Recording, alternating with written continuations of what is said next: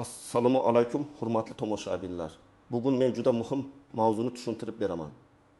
15 yildan dafn etish bilan bog'liq yangi tartiblar, pensioner vafot etganda pensiya puli, dafn nafaqasi, hujjatlar qabristondagi joy va eng ko'p odamlar xato qiladigan holatlar haqida gaplashamiz.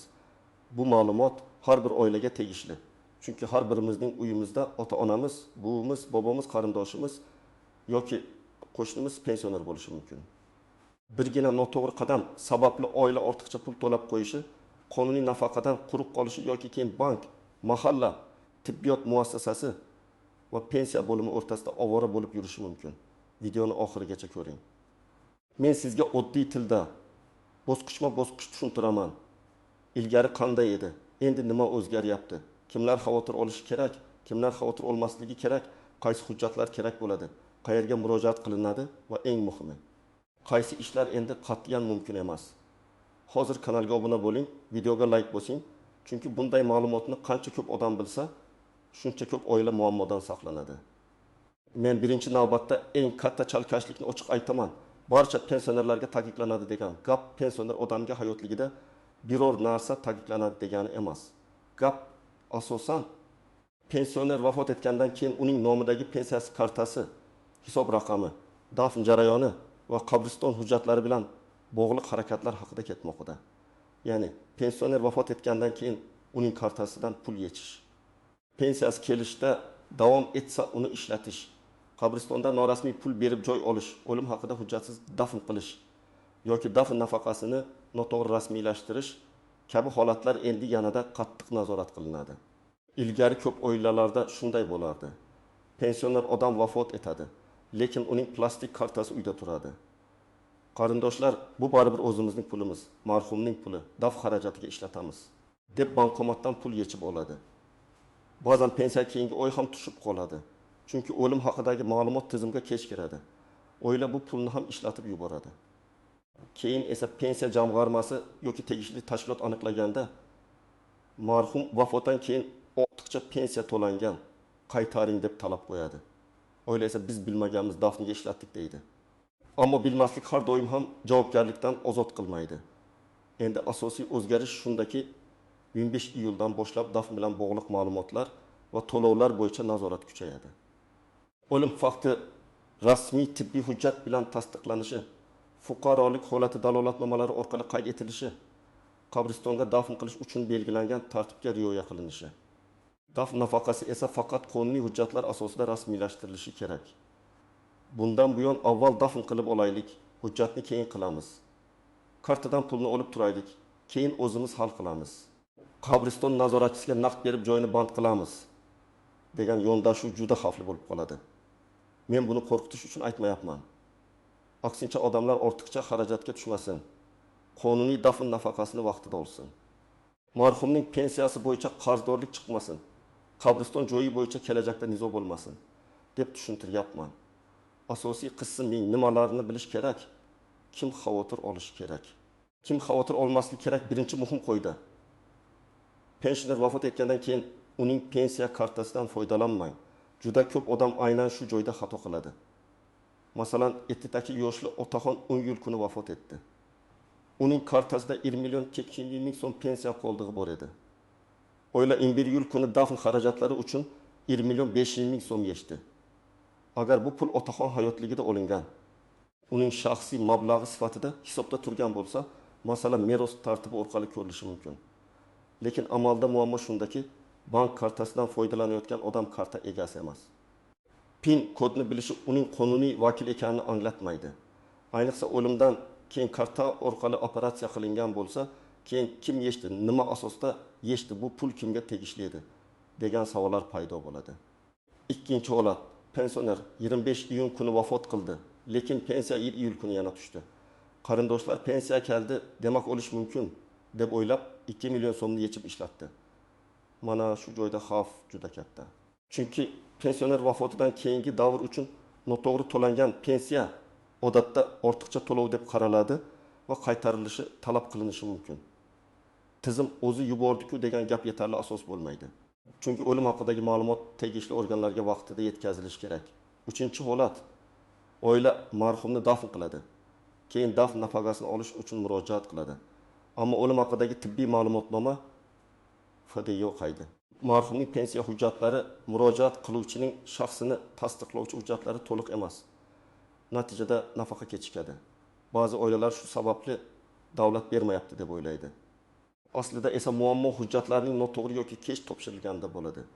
Kimlar xavotir olish kerak? Eng avvalo, uyida yoshi katta pensioner bor oilalar. Ayniqsa pensionerning bank kartasi farzandlarida, kelinida, nabirasida yoki qo'shnisida turgan bo'lsa, ehtiyot bo'lish kerak. Pensionerning pensiyasini har oy boshqa odam olib kelayotgan bo'lsa, bu alohida tartib bilan ishonchnoma yoki qonuniy vakillik asosida bo'lishi kerak. Ota-onam-ku, men olsam nima bo'pti degan fikr hayotda tushunarli. Lekin hujjat tilida bu har doim ham to'g'ri emas. Ikkinchi xavotir guruhi, yolg'iz yashaydigan pensionerning qarindoshlari. Masalan, bu bir o'zi yashaydi. Pensiyasi kartaga to'ladi. Qo'shnisi do'kondan narsa olib berib turadi. Vafot etgandan keyin uzoqdagi farzandlar kelguncha kimdir kartadan pul yechib qo'ysa, keyin bu pul bo'yicha nizo chiqishi mumkin. Farzandlar bu rozilik bergan edi deydi. Qo'shni men xizmat qilganman deydi. Lekin yozma hujjat bo'lmasa, hamma gap og'zaki qoladi. Uchinchi xavotir guruhi. Dafn marosimida barcha ishni tanish bilish orqali hal qilishga o'rganganlar. Qabristondagi joyni rasmiy qaydsiz olish, qabrni kengaytirish, oilaviy joyni oldindan norasmiy band qilish. Qabriston xodimiga yoki vositachiga naqd pul berish kelajakda katta muammo tug'diradi. Bugun joy bor deyishadi. Ertaga boshqa qarindosh kelib, bu bizning oilaviy joyimiz edi deb da'vo qilishi mumkin.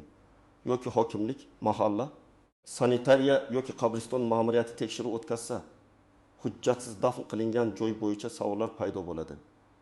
Kimlar xavotir olmasligi kerak? Agar siz pensionerning barcha hujjatlarini tartibda yuritsangiz, o'lim fakti bo'yicha tibbiy hujjatni vaqtida olsangiz, FHDga orqali o'lim guvohnomasini rasmiylashtirsangiz, dafn joyini qabriston ma'muriyati va mahalla bilan belgilangan tartibda hal qilsangiz, pensioner kartasidan o'zboshimchalik bilan pul yechmasangiz, sizda qo'rqadigan hech narsa yo'q. Qonuniy tartib bilan yurgan odam nafaqani ham oladi, dafnni ham amalga oshiradi. Keyin hech kim kelib pulni qaytaring yoki hujjat noto'g'ri demaydi.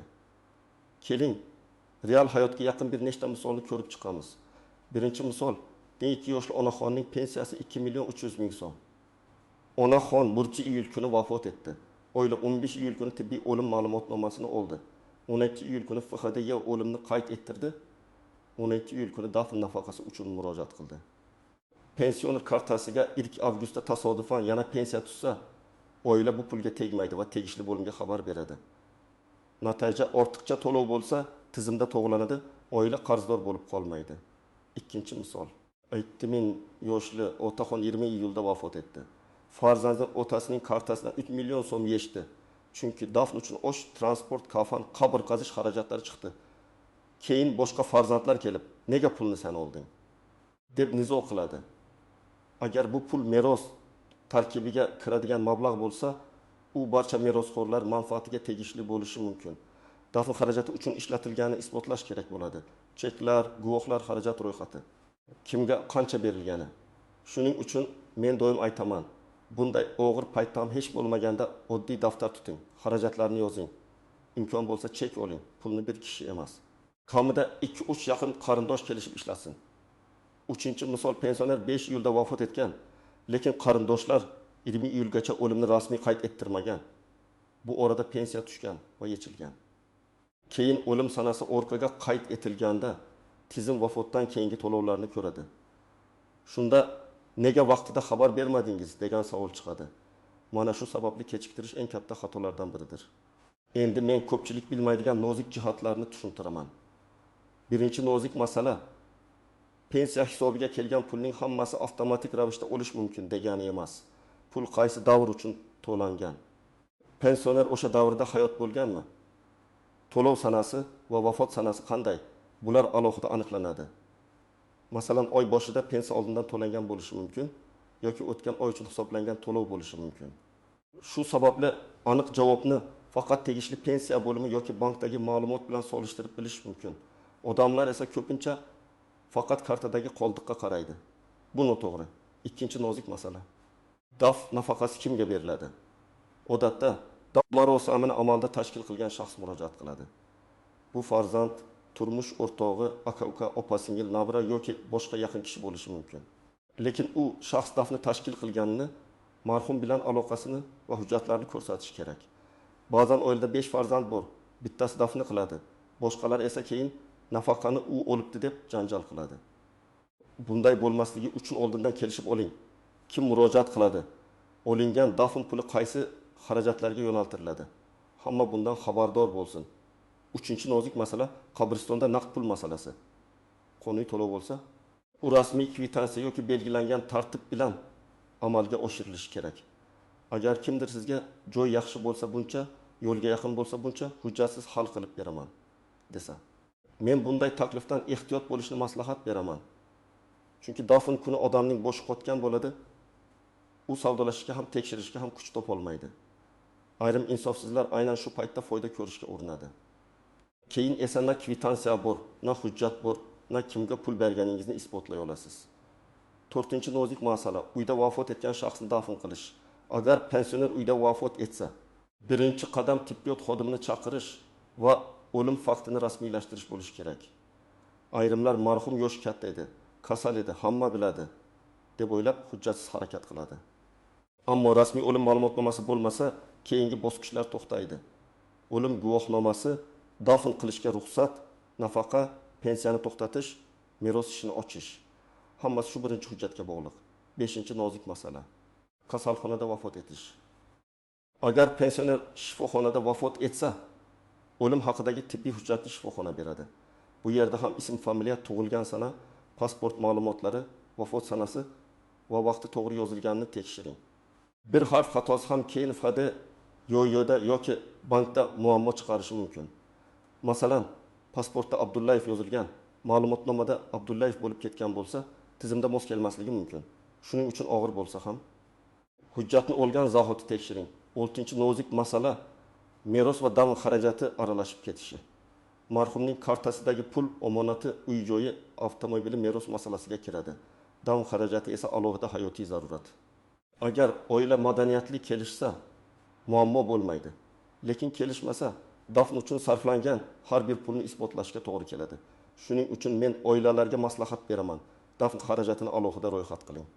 Masalan, kafan va zarur buyumlar 600 ming so'm, transport 400 ming so'm, qabr qazish va tartib ishlari qonuniy to'lov bo'lsa shuncha, oziq-ovqat 1 million 200 ming so'm. Bu raqamlar misol uchun aytilyapti, har bir hududda narx boshqacha. Muhimi, xarajat ochiq bo'lsin. 7-nozik masala, ortiqcha marosim xarajatlari. Dafning yangi tartiblari faqat hujjat emas, balki tartib intizom masalasini ham kuchaytiradi. Ayrim joylarda katta chodir, ko'p sonli odam. Yo'lni to'sish, sanitariya qoidalarini buzish, qabristonda belgilangan o'lchamdan katta qabr qurish, hashamatli inshootlar qilish cheklanishi mumkin. Bunda maqsad odamlarni qiynash emas. Maqsad qabristonlarda tartib bo'lsin. Yer yetishmovchiligi oldi olinsin. Sanitariya saqlansin. Kambag'al oila bo'y oiladan uyalib ortiqcha qarzga kirmasin. Chunki dafn marosimi hurmat bilan o'tishi kerak. Lekin isrof va bosimga aylanmasligi kerak. 8-nozik masala. Boshqa hududga olib borib dafn qilish. Masalan, pensioner Toshkentda yashagan, lekin vasiyatiga ko'ra viloyatdagi ota-bobolari qabristoniga dafn qilinmoqchi. Bunday holatda tibbiy hujjat, o'lim qaydi. Transport qilish tartibi, qabriston ma'muriyati bilan kelishuv yanada muhim bo'ladi. Mashina topdik, olib ketaveramiz degan yondashuv noto'g'ri. Ayniqsa yoz kunlarida sanitariya talablari juda muhim. Uy 5 iyuldan keyin aynan shu kabi holatlar ko'proq nazorat qilinishi mumkin. Endi eng kerakli qismga o'tamiz. Agar uyingizda pensionerlar bo'lsa, bugundan boshlab quyidagi ishlarni qilib qo'ying.